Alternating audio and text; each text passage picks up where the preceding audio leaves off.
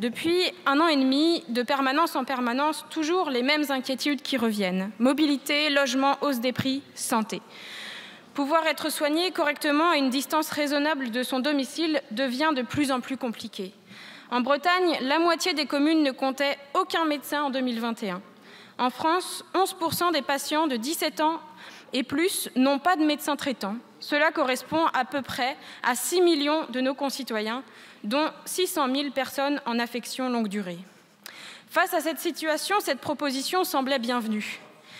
Nous avons formulé des propositions concrètes pour l'enrichir, notamment avec le groupe de travail transpartisan sur les déserts médicaux initié par notre collègue Guillaume Garot.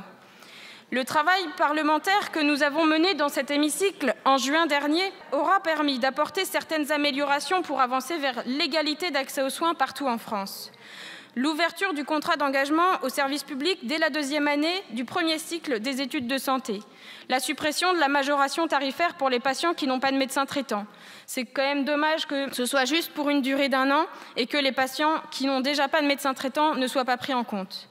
Tant que le problème de manque de professionnels sur certains territoires ne sera pas résolu, les gens continueront à avoir des difficultés d'accès aux soins. Nous regrettons qu'un grand nombre de mesures que nous portions dans ce texte aient été balayées au Sénat.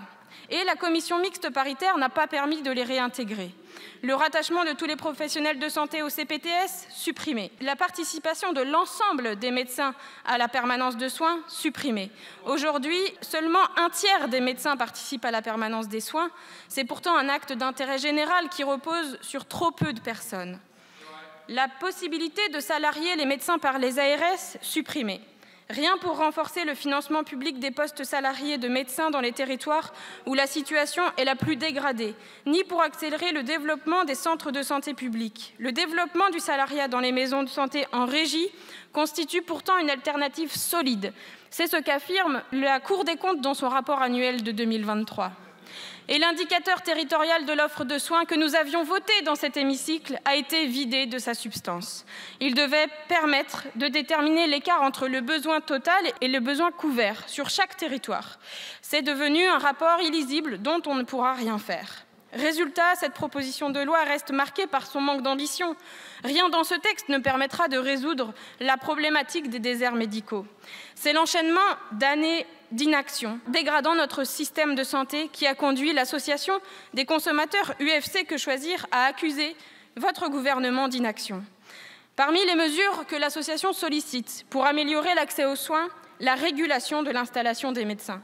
74% des Français plébiscitent son application. Une mesure que nous avions proposée à l'occasion de l'examen de ce texte avec le groupe de travail transpartisan, bien loin d'être coercitive, la régulation est un outil indispensable à la lutte contre les déserts médicaux. Pour répondre aux inquiétudes de nos concitoyens qui se rendent chaque semaine dans nos permanences, pour témoigner de la dégradation du système de santé, nous continuerons à proposer des mesures concrètes. Démocratisation de l'accès aux études de santé, revalorisation urgente des rémunérations, amélioration des conditions de travail des soignants et des soignantes. D'ailleurs, à l'approche des fêtes, j'ai une pensée particulière pour les professionnels de santé qui risquent de faire face à des fermetures de services et à une augmentation de la charge de travail. Si cette proposition de loi nous a permis d'avoir un débat sur la médecine de ville à l'Assemblée, nous sommes encore loin d'engager la grande réforme dont notre système de santé a cruellement besoin.